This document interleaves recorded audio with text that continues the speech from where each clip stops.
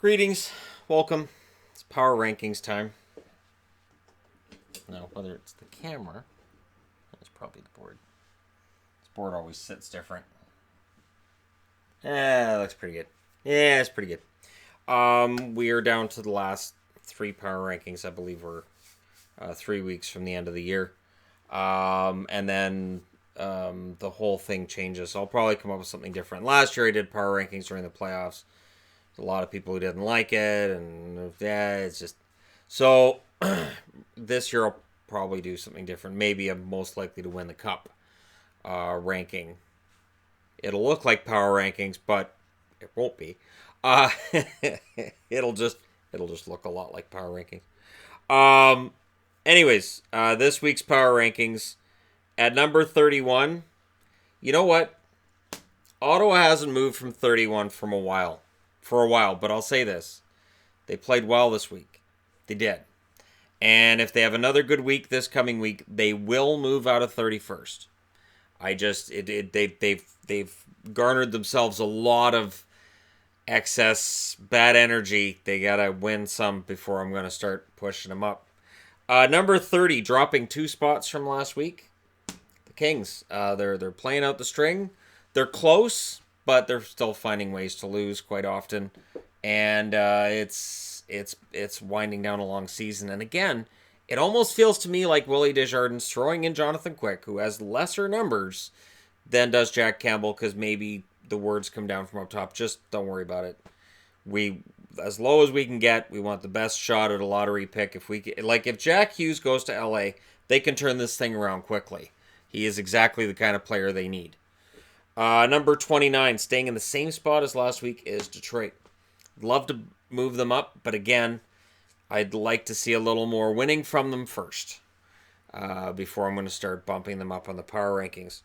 Number 28, moving up 2 spots from last week, the Devils. Do you know the important thing with the Devils is that they're doing this while they're playing with a roster that these guys would have had. Very amateurish, and if you're wondering, this is the Colorado Rockies from the early 80s who became the New Jersey Devils, so that's kind of the tie-in as to why I'm wearing it. New Jersey's playing with the Colorado Rockies level roster. That roster, they had good goaltending, they had a few good players here and there, but in general, the Rockies were a disaster. And the New Jersey Devils look like that, and yet the results are better than one might expect. So I bumped them up a couple of spots. Number 27, dropping 1 spot from last week. Hey, Ranger fans, check it out. You guys are almost in the bottom row. And for Ranger fans who have been waiting for the tank, it appears that the tank is finally rolled into town, and it's packing some heat. They are dropping a lot of games. It's just these 4 teams have carved out that bottom row for themselves. So unless I change the format and we have 6 or 7 teams in the bottom row next week because I use different magnets, the Rangers are likely safe from going into the bottom row unless New Jersey has a great week or maybe Ottawa wins 5 or 6 in a row at the end of the year here. Number 26, dropping 2 spots from last week. Buffalo. This is what happens when you score 2 goals in 4 games. I can't justify having you ahead of some teams that actually scored goals this week. And that's where Buffalo's at. What a huge drop. Remember when Buffalo was number 1? I remember. And I don't know that the Buffalo Sabres do. They were fighting for first place in the league in November, and now it's another wasted season. Imagine, though, if they won the draft lottery, what that might do for them. If you had Hughes and Eichel down the middle, or even if they don't convert Hughes to a center and they leave him on a wing, that could do a lot for them as well. Even if Skinner left as a free agent, you've still got the money to bring somebody else in, and if you have Hughes and Eichel, it could be big, especially with Dahlin on the point, right? Number 25, moving up 2 spots from last week, are the Vancouver Canucks. And despite reports to the contrary, I do not hate the Vancouver Canucks. At this point in the year, this is that time where the games don't mean very much because they're not going to make the playoffs. And my eye turns towards next year. my eye turns towards what's going to happen next year, and the in-game results don't really mean a whole lot. As I've pointed out before, there have been plenty of occasions where a player or a team has a strong finish to the season and it doesn't carry over. The Vancouver Canucks are an example of that. They had a very good last few weeks last year, and there was some talk about, hey, these guys are healthy, and you know what? They're playing well right now, and if it carries over, and then it just didn't. So I have some guarded optimism towards next year, but I don't really care if they win or lose right now, because the season's basically, and that's not hate. It's just the reality. And I understand that, Canuck fans might be mad at me because right from the beginning of the year I said they're not making the playoffs, and I never wavered on it.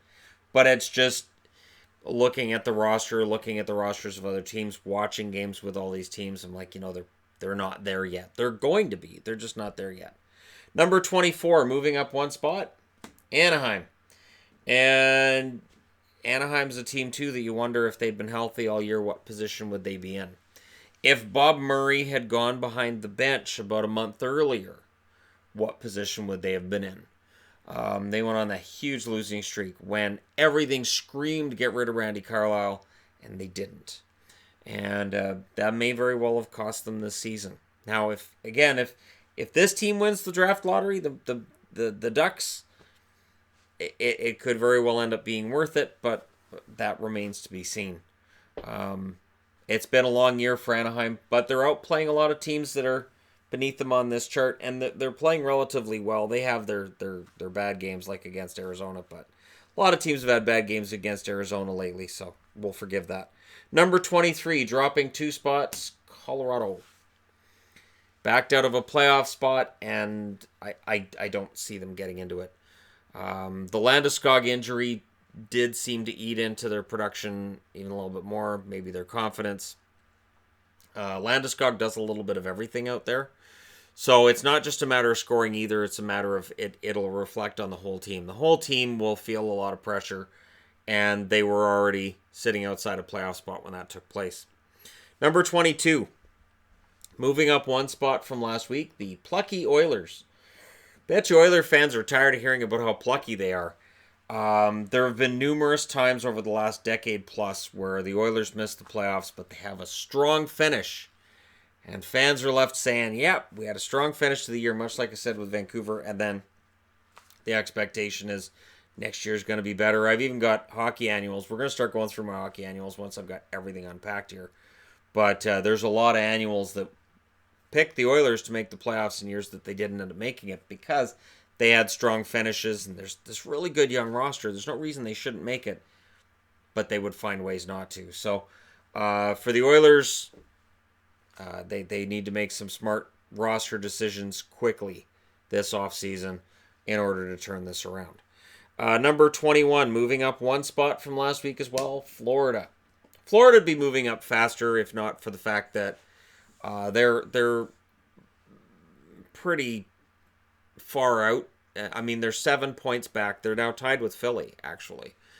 So as much as Philly has been flirting with being in the race and in the race at times, Florida's now tied with them. So Florida definitely has been seeing some upward movement. Montembeault now is 4-0-1 in 5 decisions as an NHLer. That's pretty promising. And yet, for Florida, it definitely looks like another wasted season. Yeah, although, no, wait, they wouldn't be 7 points back. They'd be 8 points back now because Columbus got a point. So I was thinking 7 points back after the Florida win, but since then I believe they're 8 points back now. So it's not going to happen, but hey, it's entertaining, right? Number 20, same spot as last week, Chicago. Nice win tonight in Montreal. They shut out the team that really desperately needed a win. The Chicago Blackhawks are still in the race in the West. The Arizona Coyotes get a point, so it's dodgy, it's tricky, but they're still there. And we'll see whether or not they can make a move up in the next couple of weeks. I couldn't justify putting them ahead of the teams that are currently ahead of them on the power rankings, but if they have another week like this week, they likely move up. Number 19, dropping one spot from last week, is Columbus. And I realize they've had a good past 24 hours. the overtime loss against Boston, the shutout over Carolina. But the month on a whole, it's really been tough for them.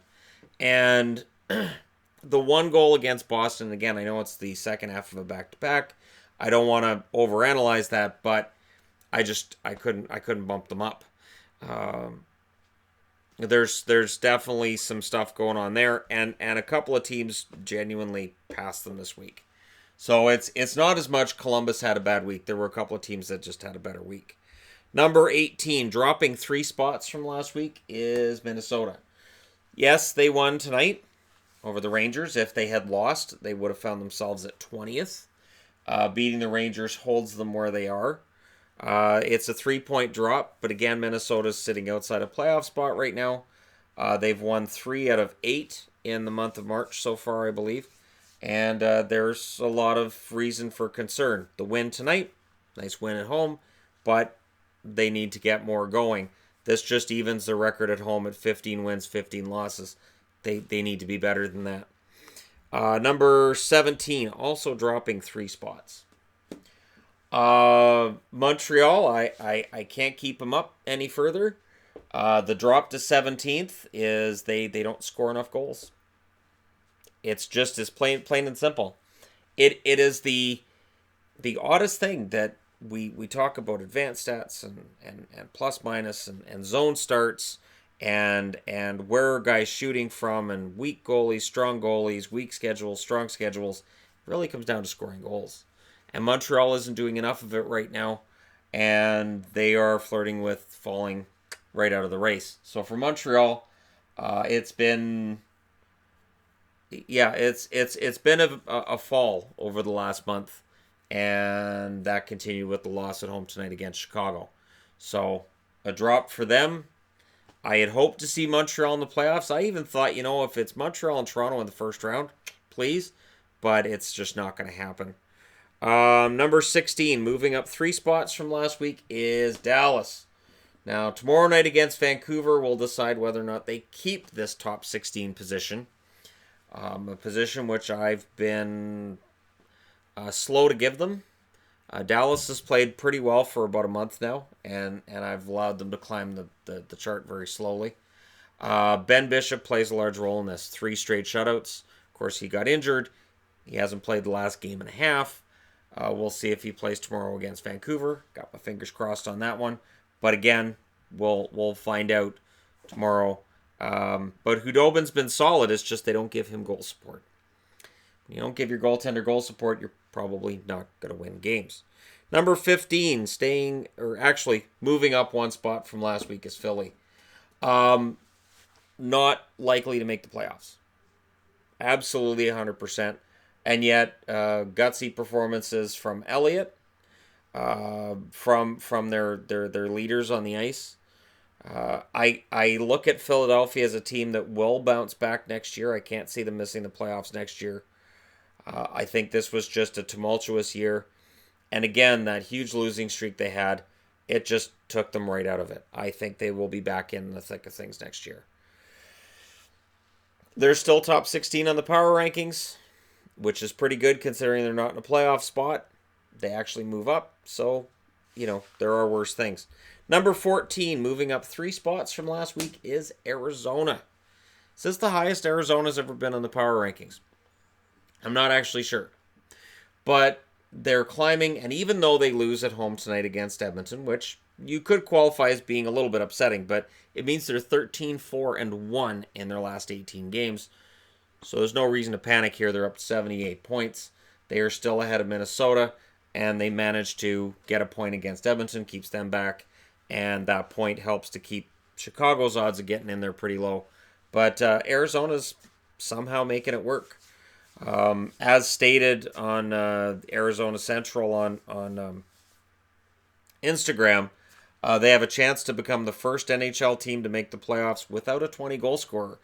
I will say this, Galchenyuk with 17, he has an excellent chance to reach 20, but the fact that they don't have a 20-goal scorer yet shows that it is a team effort. There's a lot of defense and goaltending involved. It's a team effort getting them there, and it's been kind of inspirational to watch them as they've continued to chug along. Number 13, dropping 3 spots from last week, is the Islanders. And as I've been saying lately, goal scoring's become an issue with the Islanders as well.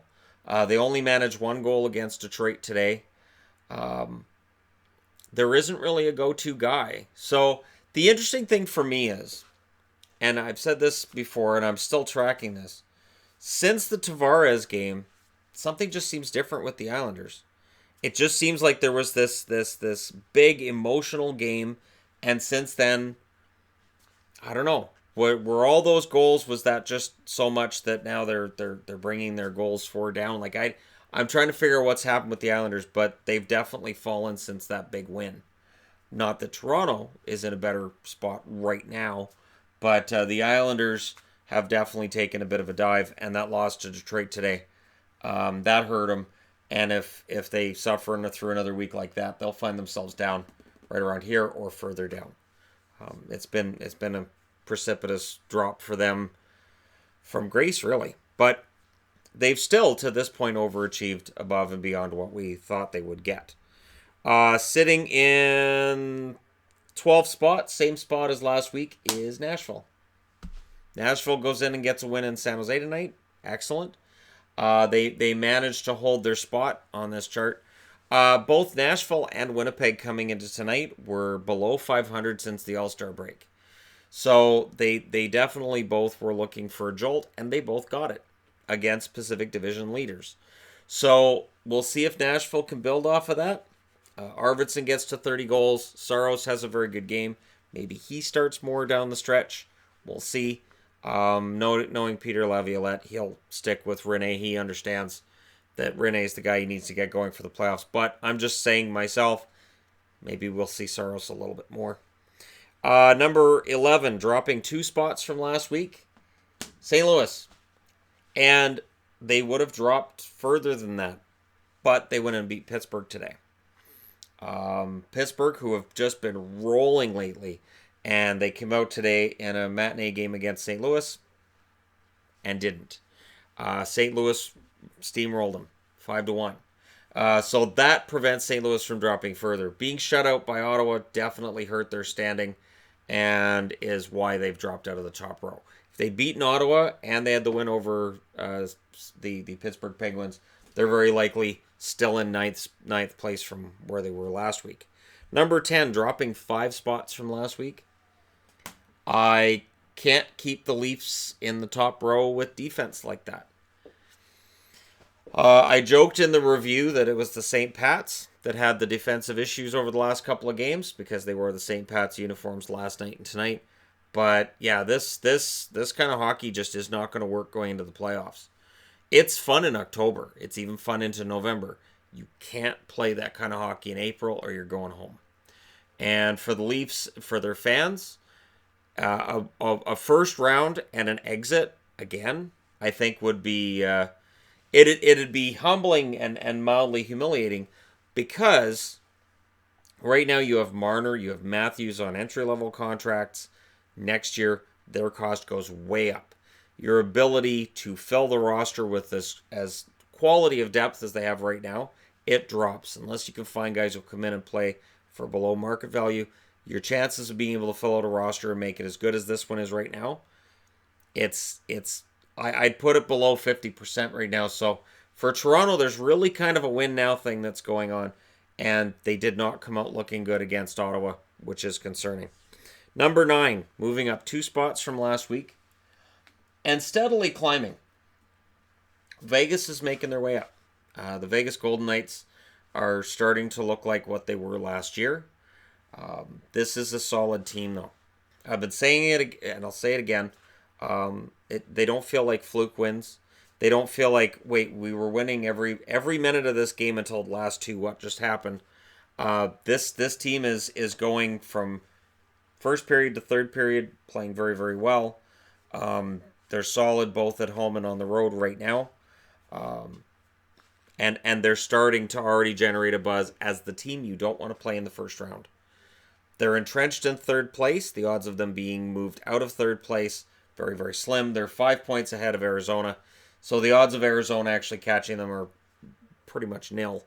But their odds of catching Calgary or San Jose are also equally remote. So we'll see what Vegas does in the postseason and who avoids them and who doesn't. Number 8, dropping one spot from last week is Winnipeg. But they came out tonight and they played well against Calgary, which prevented them from dropping any further. Because, I would have had Vegas ahead of Winnipeg if not for that win over Calgary tonight. Winnipeg's been in a holding pattern. We'll see how long that is the case. For Winnipeg, it's go time. The Winnipeg Jets, this is the time now. They've had their down period. They've got about 10 games left. Now's the time to get on a good run, go into the playoffs with a lot of confidence, and beware, because your first round opponent is going to be the number 1 wild card or the number 3 team in the Central. Either way, you're probably going to be playing a pretty good team. You have to be ready for that. We didn't see a whole lot of upsets go on last year in the playoffs. I get the feeling this year could be quite different. Number 7, moving up 6 spots from last week, is Pittsburgh. Yes, they lose at home tonight, 5-1. Or this morning, I should say 5-1. This morning, my time. If not for that loss, they're number 6. So that loss for me drops them down to 7. I'm not going to give them a big drop because of that one game today, because they've really looked quite solid coming into today's game. And for Pittsburgh, they're rounding into Stanley Cup playoff form. Today's game, notwithstanding, I count that as a one-off. We'll see where it goes from here. They don't play tomorrow. I don't have the board showing right now. I'm pretty sure they don't play tomorrow. No, they do. They play tomorrow against. I'll go take a look. Talk amongst yourselves. That's the wrong one. Philly. So they're home against Philly. So Pittsburgh tomorrow has a chance to finally destroy Philly's last ember of hope and solidify their spot in the playoffs. I don't see them missing. I can't see it happening. And I think they're still in the hunt for first in the division. The loss today hurts because they could have made up ground on the Islanders and the Capitals. So that's going to hurt, but I don't think it's going to hurt for very long. Number 6. Carolina moves up 2 spots. The Hurricanes look for real. And this is a loose team. This is a team that got shut out yesterday. They come out today and they win. Now it's Buffalo. So, it's Buffalo. That's true. But still, back end of a back-to-back, coming off a loss, they come out with a win. They've been excellent for months now. And Carolina, for me, is one of those teams that could absolutely secure an upset in the playoffs. Carolina has a very strong record of securing upsets in playoff rounds. We can look at that at some point in the video as well, because Carolina's record in the playoffs is really weird. They don't make it, or they do great in them. There doesn't seem to be an in-between. So we'll see how they do. Because if you get into, it's been this many years since they won a round, it's because they don't make the playoffs. Number 5, moving up 1 spot from last week, is Calgary.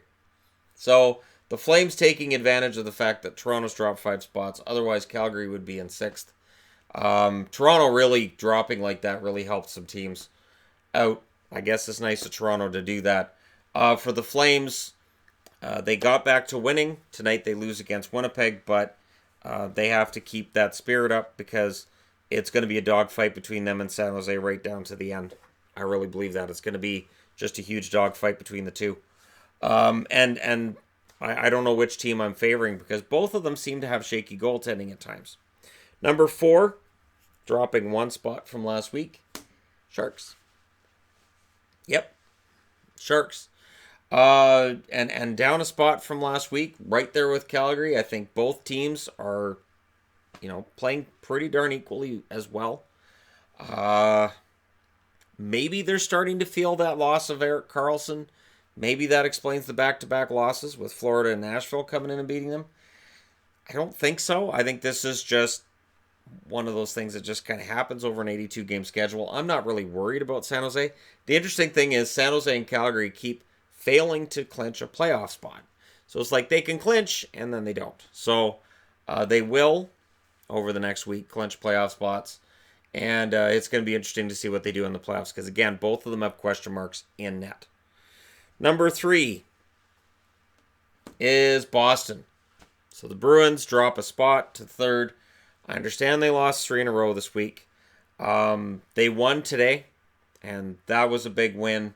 I had them below the Sharks coming into today. The Sharks lose at home. The Bruins win at home. I flipped them back.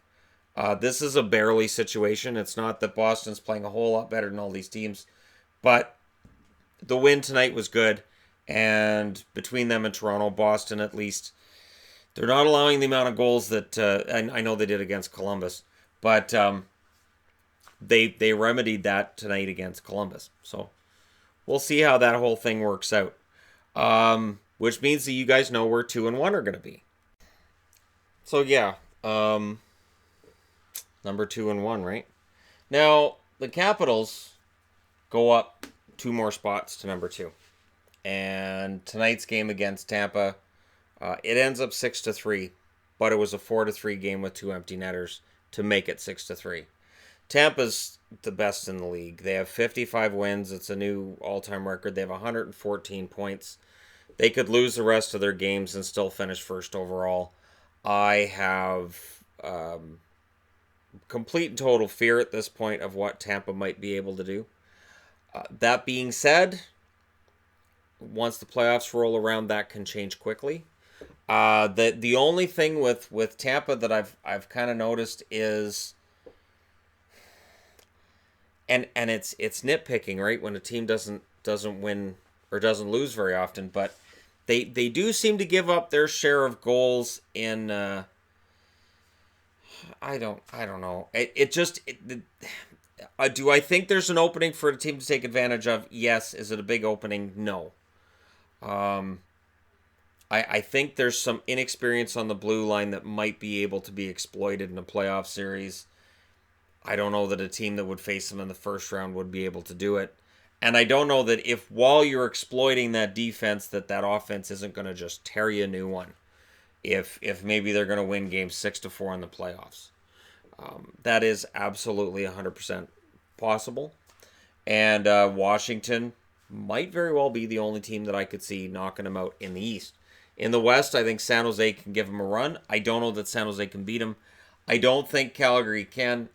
Winnipeg, my preseason pick for the Stanley Cup, I don't know that I could see them knocking them out either. It's going to be a very, very tall order to knock out the Tampa Bay Lightning, who've been number 1 on this countdown for a long time.